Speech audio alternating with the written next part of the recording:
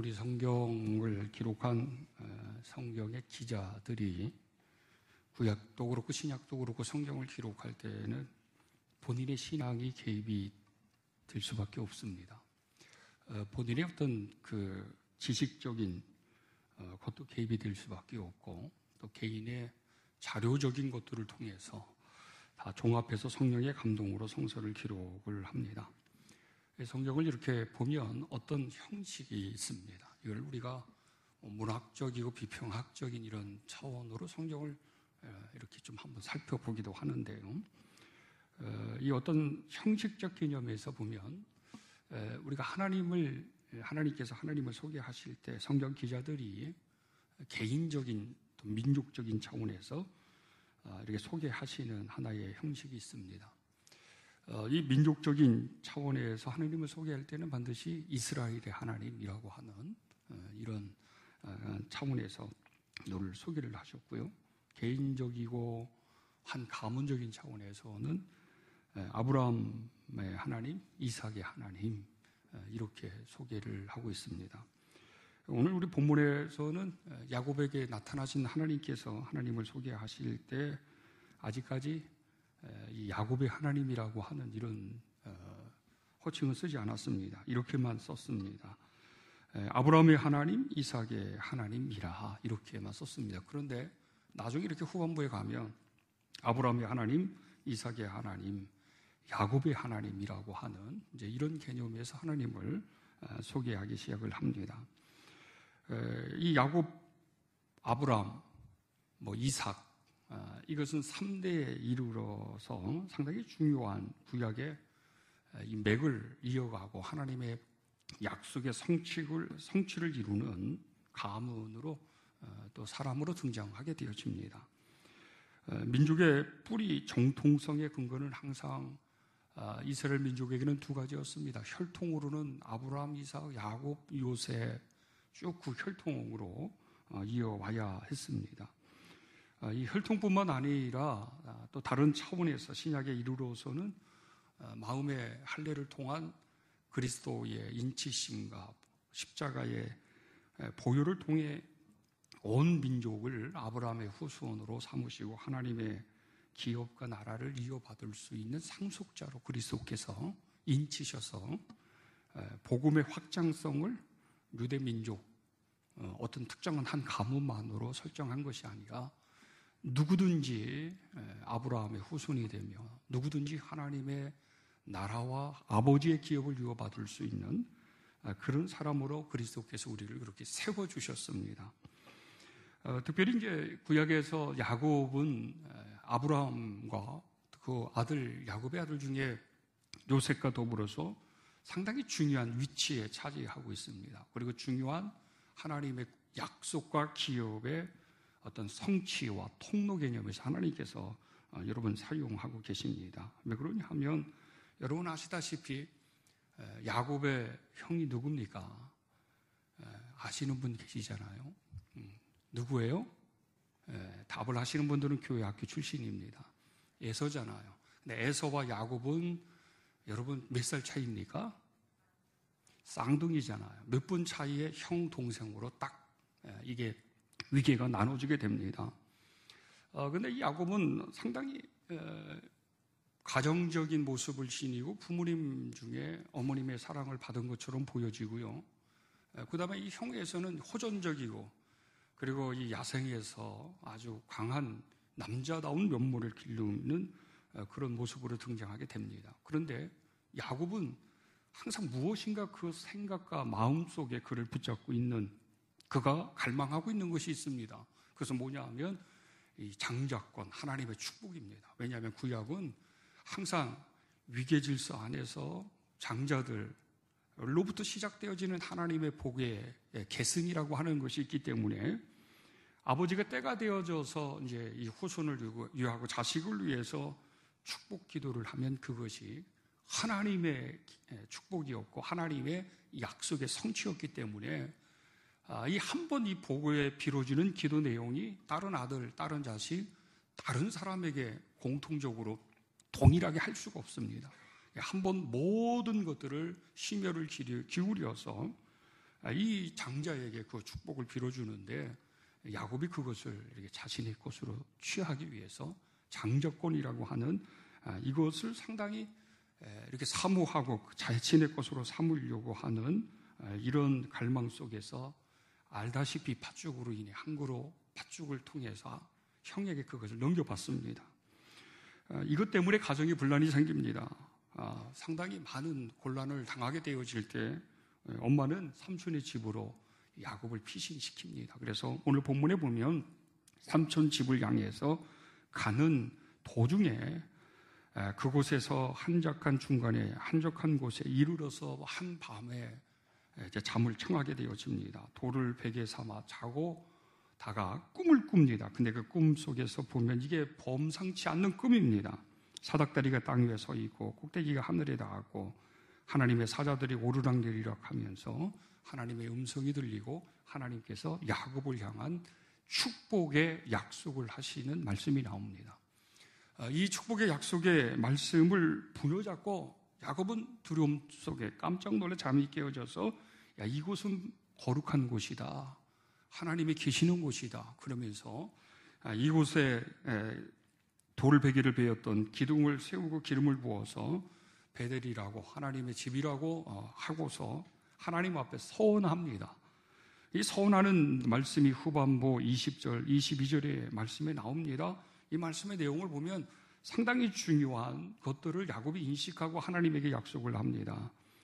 여호와 하나님 나와 함께 계셔서 내가 가는 이 길에서 나를 지켜주옵소서. 내가 지금 갑자기 형에 대한 보복적인 두려움과 가정에 이 분란의 주범이 되어져서 정처 없는 것이 아니라 생명을 보존하기 위해서 이렇게 자신의 인생의 여정을 지금 여정 속에 가고 있는데 하나님 내 이 길에서 나를 지키시고 먹을 떡을 주시고 옷을 주시고 또 나중에 아버지 집으로 평안하게 돌아가게 하시면 여호와께서 나의 하나님이 되실 것입니다. 그것뿐만 아니라 기둥을 세운 이 돌이 하나님의 집이 될 것이고 내게 주신 모든 것의 10분의 1을 내가 반드시 하나님께 드리겠습니다 라고 하는 이 약속을 하게 되어집니다. 여러분 구약 성서를 보시면서 아브라함에게 보여주신 하나님, 이삭이나 야곱이나 요셉에게 보여주신 하나님, 이게 사실은 이삭 이야기보다 야곱 이야기, 야곱의 아들 중에 12명보다도 이 요셉의 이야기가 창세기의 모든 것을 차지합니다. 그리고 난 다음에 400년이 지난 이후에 출애굽기가 등장하는데 그 다음 후손들의 이야기, 암흑을 끼치면서 새롭게 이제 이야기의 형성이 이루어지게 되어집니다. 그래서 야곱과 요셉이 중요한데 여러분 야곱이 어떤 사람인가? 야곱은 상당히 우리가 요셉과 비교해 보면 아들과 비교해 보면 우리에게 다가오는 이미지는 욕심이 많다. 좀 이렇게 부도덕하다. 뭐 이런 것으로 우리가 야곱을 이해할 수 있으나 야곱은 이 하나님을 향한 자신의 어떤 갈망이라고 할까요? 그 마음의 아주 절실함이라고 할까요? 이것이 누구보다도 강하고 하나님께로부터 오는 것에 대한 소중함, 아주 귀한 복에 대한 갈급함이, 목마름이 그에게 있었습니다. 그래서 엄밀히 따져보면 요셉이 꿈의 사람이다, 꿈꾸는 자가 오는도다라고 해서 이 요셉하면 꿈, 축복의 통로 그렇게 우리가 인식되어지지만 야곱, 아버지 야곱이 말이죠. 요셉 못지않게 그의 인생의 모든 그의 신념과 믿음의 모든 것들이 한마디로 그를 표현한다 그러면 그는 꿈을 쫓아 살아간 사람이었습니다. 꿈을 쫓고 꿈을 성취한 삶의 증거자, 믿음의 증거자의 삶의 모습이 강하게 나타나게 되어집니다. 꿈을 쫓고 살아가는 사람, 그 꿈꾼 것이 그대로 성취되어서 자신의 것으로 삼으며 살아가는 사람, 얼마나 여러분 멋지고 위대합니까? 여러분 지금까지 인생을 살아가시고 여러분의 자녀들에게 가장 심도 있는 교육적, 신앙 교육적인 것에 대한 가르침을 한다 그러면 여러분 무엇을 가르치시겠습니까?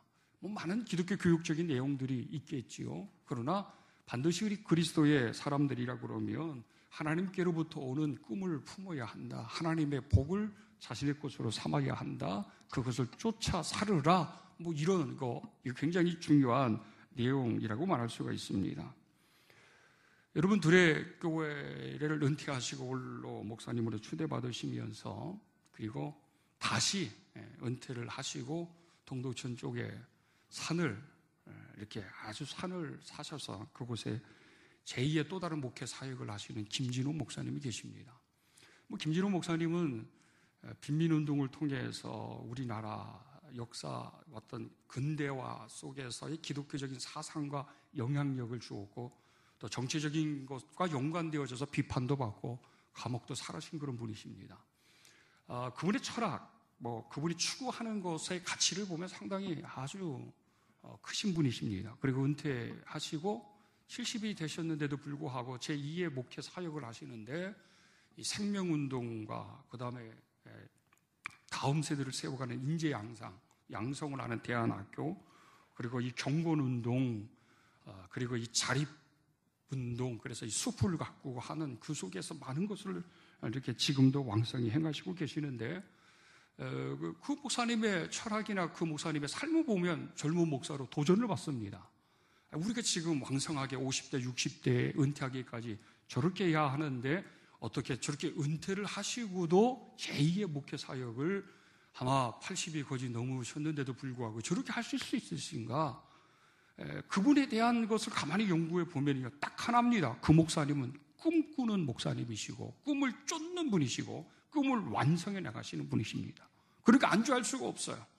내가 이제 목회에 전념했으니까 노후를 편안하게 이제 취미생활도 하고 여유 있게 그렇게 보내는 이런 보편적인 이런 사고가 아니에요. 건강 주시는 대로 주신 건강으로 본인의 능력과 영성과 철학을 통해 새로운 것을 창조해 내셨는데 새로운 것의 창조성은 꿈을 통해 이루어지는 것이었는데 꿈을 쫓고 꿈의 완성에 대한 붙잡힘이 있었으니까 그 일을 그렇게 이루어내신 것이었습니다. 야곱이 그런 사람이에요. 야곱이 어떤 사람이냐라고 얘기한다 그러면 우리가 봤을 때 형을 속이고 가정의 불화를 일으키고 하는 일마다 자기의 욕심적인 인생의 삶의 도모자인 것 같아도 그가 하나님께로부터 하나님 안에서 만약에 이 꿈이라고 하는 꿈을 쫓는 신앙이 없었다 그러면 여러분 이렇게 창조적이고 복 있는 삶을 살 수 없을 것입니다. 그러나 그는 그렇지 않았습니다.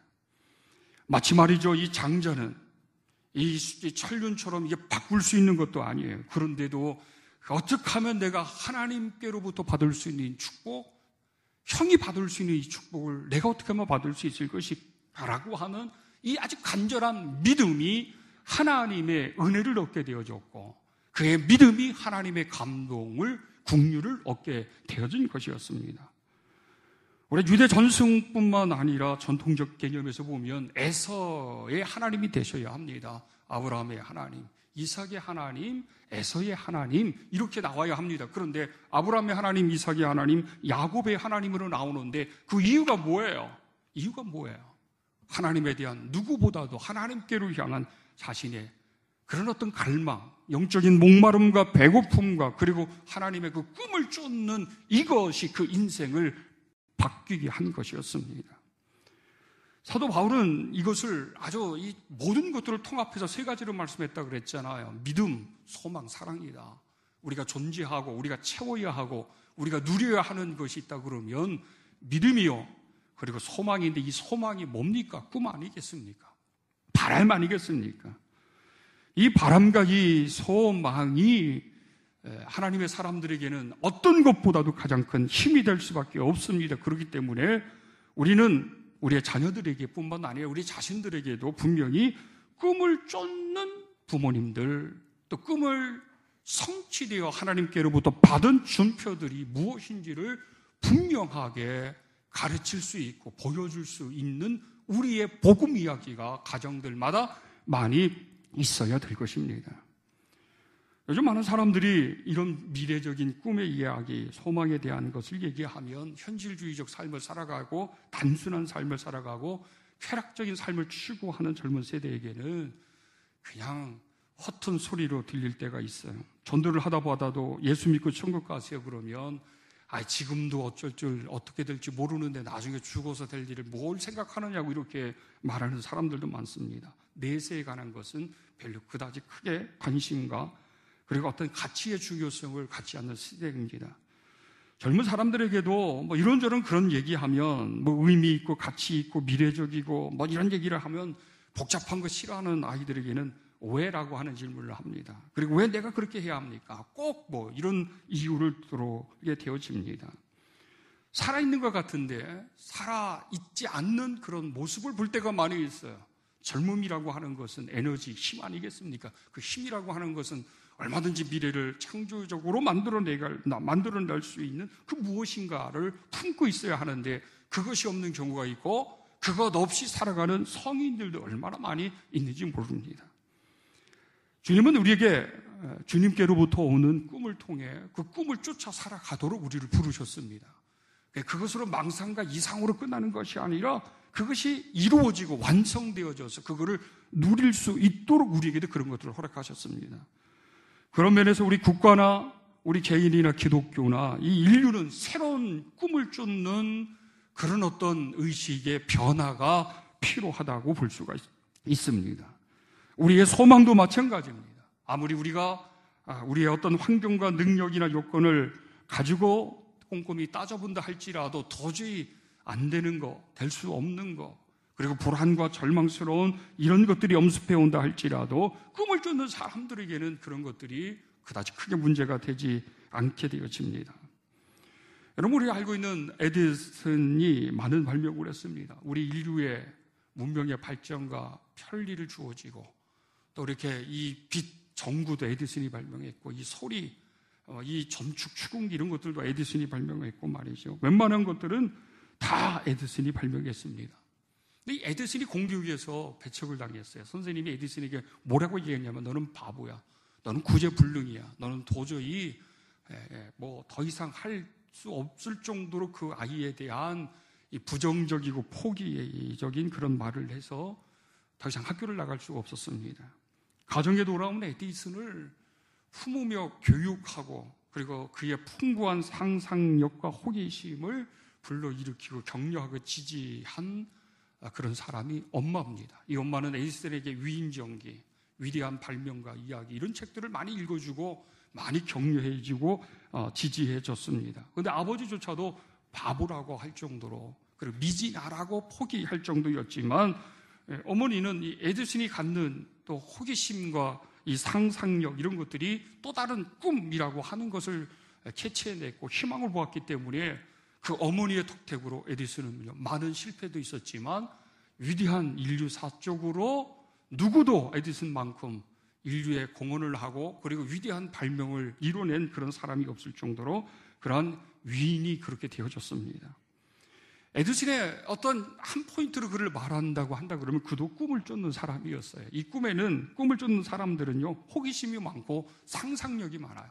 이 모든 비전이라고 하는 것은 우리가 주님 안에서 어떤 생각의 상상력을 통해서 뭔가 이미지가 형성되어지고 그 형성되어진 걸 가지고 붙잡고 기도하면서 구체적인 전략과 뭐 이런 것들이 나오게 되는 것입니다. 야곱이 그런 사람이에요. 야곱이 오늘 본문에서도 보면 여러분 꿈에서 그 하나님을 만나고 하나님의 약속을 들음으로 인해서 그의 상상력은 무엇으로 바뀌었냐? 이제는 단순하게 형의 장자권을 받아서 그냥 이제 생명을 보존하고 자신의 인생을 그럭저럭 살려고 하는 이런 패턴이 아니라 이 중간에서 베델에서 만난 하나님을 통해 새로운 인생의 꿈을 쫓는 또 다른 사람이 됩니다. 그런데 그 꿈을 쫓는 것으로 끝나는 것이 아니라 하나님께서 약속하신 복을 그는 인식하고 자기가 또 하나님을 향해서 또 다른 약속을 통해서 이제는 복의 사람으로 세워지기 시작합니다. 꿈속에서는 하나님께서 주시는 복이 있습니다. 여러분 아십니까? 그냥 꿈은 내가 이루고자 하는 것들이 이루어지는 것으로만 끝나는 것이 아니라 반드시 그 꿈속에서는 하나님께서 주신 복이 있습니다. 구약 성서의 인류를 향한 사람을 향한 하나님의 복을 한마디로 얘기한다 그러면 주로 땅을 주겠다, 후손을 많이 있게 하겠다, 그래서 소유의 번영과 번창이라고 하는 것입니다. 명예도 있고 뭐 하늘의 영적인 또 다른 것도 있지만 구약에서의 복은 하나님을 잘 섬기는 자들에게 땅을 주고 자손을 많이 있게 하고 그다음에 소유의 번영과 번창이라고 하는 것을 약속하십니다. 오늘 야곱에게도 하나님께서 그런 복의 약속을 행하십니다. 그런데 야곱이 이 말씀을 받아들이면서 그것을 거룩하게 보고 그것을 기점으로 해서 새로운 또 다른 꿈을 쫓는 사람 안에서 복을 사모하는 그런 사람으로서의 삶을 이루가기 시작합니다. 처음에는 장자권에 대한 복을 사모했어요. 근데 이 삼촌의 집에 가서는 한 여인에 대한 것을 보고서 이 가정을 이루는 꿈을 꾸고 가정 속에서 어떤 사람보다도 자기가 사랑하는 여인을 위해서 희생하면서 그리고 이 어떤 부부의 복을 그는 이루게 되어집니다. 또 이제 때가 되어 분가할 때는 그냥 분가한 것이 아니라 자기 가족들을 위해서나 자기 인생을 위해서 삼촌과 거래를 하고 계약을 통해서 또 다른 물질의 복을 꿈꾸고 이루고 분가해서 나가게 되어집니다. 근데 이것으로 끝나는 것이 아닙니다. 때가 되어져 형에서가 군인을 이끌고 자기를 찾아온다는 얘기를 듣고 말이죠. 먼저 다 계획을 수립해 놓고 전략을 수립해 놓고 난 다음에 그가 말이죠. 약복강가에서 천사를 만나서 하나님과 씨름하면서 그가 죽기까지 하나님에게 여러분 소원을 아뢰는 것이 무엇입니까? 나에게 복을 주시옵소서. 복 달라는 것이었습니다. 이 위기 문제를 해결해 주시는 것뿐만 아니라 내 자손과 내 인생의 삶에 하나님의 복의 역사를 이루게 하여 주옵소서라고 하는 이 간절함이 그 후순과 그 인생 가운데 속에서 하나님의 꿈을 쫓는 사람들 안에 하나님의 복의 역사가 창조적으로 나타나게 되어집니다. 여러분 생각해 보십시오. 그래서 야곱은 많은 후손들을 그리고 그 후손들 중에 12명을 기반으로 해서 12지파가 이스라엘 민족을 형성했어요. 자식들이 손자, 손녀들이 잘 살았어요. 또 민족의 위기가 왔을 때 모든 사람들이 다 어려움을 당하고 굶어 죽고 자산이 다 이렇게 흐트러지고 그런데도 불구하고 잃어버렸고 죽었었던 것으로 알았던 이 아들, 이 요셉이 말이죠. 이 이집트의 총리가 되어져서 그곳에서 노년이 되어서 그 가식들의 후손 모두가 또 다른 복의 민족, 복의 가문으로서의 삶을 살아가는 것을 보게 되어지면 얼마나 여러분 엄청난 일인지 모릅니다.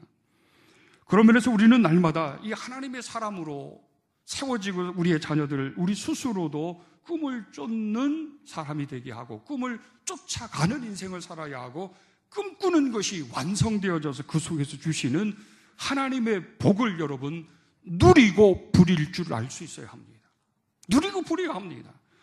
교회도 여러분 기독교도 기복종기고 번영과 성공이라고 하는 비판을 하지만 여전히 교회가 여러분 생각해 보세요. 예산도 있고 인적 자원도 있을 때 지역과 민족과 열방도 힘있게 섬길 수 있는 것입니다. 어쩌다가 우리 교회들이 시대에 걸맞지 않게 인구가 감소되어지고 시대의 많은 변화 가운데 속에서 교회의 경영조차도 염려하고 목회자의 사례비조차도 걱정하고 교회를 폐쇄시키고 합병시켜야 되는 이런 시대가 됐습니까? 왜 그래요? 모든 하나님의 교회들, 하나님의 목회자들이나 성도들이 불일 듯 일어나서 이 민족과 열방 가운데 속에 살아있음을, 하나님의 살아있음을 보여주고 하나님께서 주신 복의 역사를 창조적으로 많은 거룩한 영향력을 행사해야 함에도 불구하고 그렇지 못한 이유가 뭐예요? 그래서 여러분 우리가 예수를 믿는 사람들은 그리스도인들은 잘 살아야 합니다. 그리고 그 하나님께서 주신 복만큼 선하게 아름답게 그리고 더 깊게 사용할 줄 아는 진정한 리더자, 진정한 그런 목회자들이나 성도들이 많이 배출되어지게 될 때 아버지의 나라 속에서 보여줄 수 있는 영광이 충만하게 되는 것입니다. 여러분 이런 일을 위해서는 꿈을 쫓고 살아가면서 그 꿈으로부터 오는 복의 사람으로서 세워지기 위해서는 무엇인가 내 인생과 내 자신이 하나님과의 관계 안에서 어떤 원칙을, 철학을 가지고 있어야 합니다. 원칙과 철학을 세우지 않으면 안 됩니다. 야곱은 그 즉시 꿈을 꾸고 일어난 다음에 하나님과의 어떤 약속을 하게 되어지는데 이 약속이 인생의, 신앙의, 자기 자신의 철학적인 하나의 좌표와 같은 것이 되어지게 됩니다. 원칙과 같은 것이 되어집니다. 무엇입니까? 이제 하나님 앞에 20절에 보면 서원에서 이렇게 합니다. 하나님이 나와 함께 계셔서 내가 가는 이 길에서 나를 지키시고 이 동행이라고 하는 것 아니겠습니까? 먹을 떡과 입을 옷을 주시어 일용할 양식의 축복 아니겠습니까?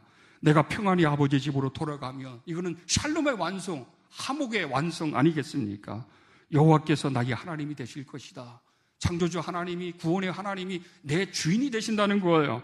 그렇게 되실 것입니다. 그렇게 해주시면 이가 의무적인 차원에서뿐만 아니라 하나님에게 이런 약속을 합니다. 22절에 보면 이 세운 이 돌이 하나님의 집이 될 것이고 하나님께서 주신 모든 것에서 10분의 1을 내가 반드시 하나님께 드리겠나이다. 이것은 여러분 복을 받기 위해서 내가 10의 1조를 드리겠습니다라고 하는 말라기적인 이런 어떤 협의적인 개념에서의 해석이 아닙니다. 11조의 개념이던 이 약속이라고 하는 것은 모든 것이 다 하나님의 소유요, 하나님의로부터 온 것이요, 하나님의 주권 속에, 통치 속에 내가 이제 받아들이고 그렇게 숙명처럼 하나님께 의지를 하며 살겠습니다 라고 하는 또 다른 표현과 약속의 하나의 원칙적 기준이라고 말할 수 있는 것입니다. 그리스도인들에게는 여러분, 우리 자녀들도 마찬가지지만 인생에 이런 무엇인가 하나님과의 약속과 원칙이 있어야 합니다. 서교의 왕으로서 갑부였던 록펠러 아시지 않습니까? 록펠러는 그가 10가지의 원칙을 가지고 인생을 도모했습니다. 근데 엄마가 이 록펠러에게 10가지의 가르침을 주었습니다. 그 10가지의 가르침이 록펠러의 인생의 철학과 같은 것이었고 원칙이었습니다. 10가지 중에 첫 번째가 이건 겁니다. 하나님을 친아버지 이상으로 섬겨라. 이게 첫 번째입니다. 두 번째, 목사님을 하나님 다음으로 섬겨라. 이게 두 번째입니다. 아멘들 안 하시네요. 세 번째, 주일 예배는 본교에서 드려라. 이게 세 번째입니다. 네 번째, 오른쪽 주머니는 항상 11조 주머니로 하라. 이게 네 번째입니다. 다섯 번째, 아무도 원수로 만들지 말라.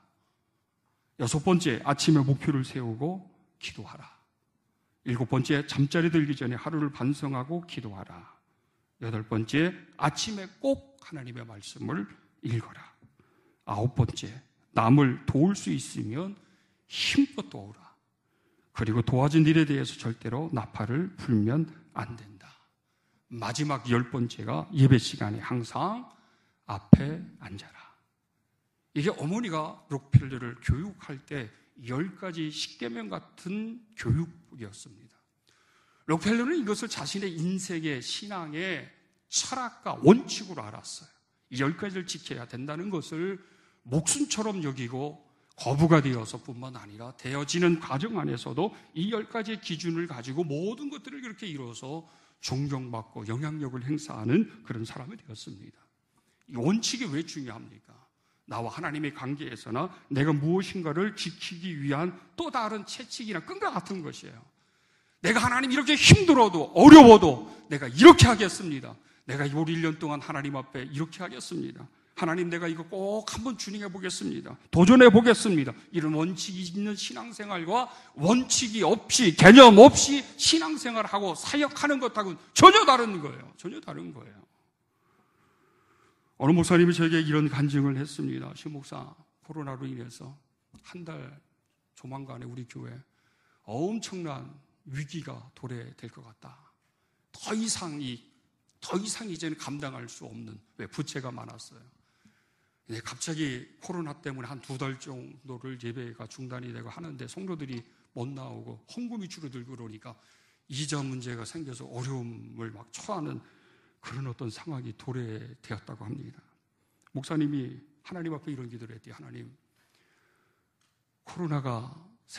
코로나 때문에 예배가 중단되어지고 가정에서 막 이렇게 흩어지고 그러는데 하나님, 우리 교회만큼은 교인들이 나오든 안 나오든 관계없이 예배를 끝나는 날까지 드리겠습니다. 대신 하나님, 우리 교회 형편하시잖아요. 이거 형편하시잖아. 이 문제 해결하지 않으면 2주 후에 3주 후에 부도 날 수 있는 상황이 도래되는데 하나님, 나를 봐서라도 내가 이런 정성을 봐서라도 하나님께서 어떻게 좀 해결 좀 해 주십시오. 근데 가지고 있는 땅이 팔릴 듯 말 듯 막 이런 상황이었어요. 이 땅이 팔리면 그래도 한 50%가 원금 상환이 되기 때문에 감당이 될 수 있는데 이 땅이 안 팔린 상황에서 지금까지도 힘들었고 잘 버텼는데 더 이상 버티지 못하는 상황이 되는 거예요. 땅이 팔린 거예요, 갑자기. 10몇억 되는 땅이 팔려가지고서 저한테 그런 간증을 하잖아요. 내가 하나님 앞에 이게 모두 다 적용되는 건 아니야. 이 목사님과 이 교회 상황 속에서 그분의 은혜고 그분의 간증이에요, 그냥. 내가 하나님 앞에 이런 약속을 가지고 이렇게 목숨 걸고 행했더니 하나님께서 위기를 넘으시게 하셨다고 하면서 그런 간증을 제가 들어봤습니다. 원칙과 개념이라고 하는 것은 그런 겁니다. 야곱이 말이죠, 꿈을 쫓는 사람이었어요. 야곱이 말이죠, 꿈으로 그냥 쫓는 것으로 끝나는 것이 아니라 그 속에서 주어진 하나님의 복을 또 자신의 것으로 삼는 그런 사람이었어요. 이거를 이루기 위해서 하나님과의 어떤 원칙과 약속을 분명히 정해놓고 자기 인생을 도모합니다. 앞으로 일어날 일들을 그렇게 그 원칙을 기준으로 해서 믿음대로 행하게 되어집니다. 하나님은 역시 야곱 편이었습니다. 하나님 역시 야곱의 후손들의 하나님이셨습니다. 하나님은 역시 그 가문을 통해 인류의 구원을 이루셨습니다. 우리의 자녀들, 우리 스스로도 여러분 무엇을 쫓게 하시려니까? 하나님의 꿈을 쫓아 살아갈 수 있도록 교육하시고 꿈을 이루신 것에 대한 증거를 또 누리고 그리고 그것을 통해 하나님 앞에 영광 돌릴 수 있는 자녀 되게 하고 또 우리 그런 가정이 되기를 다시 한번 간절히 축원드립니다.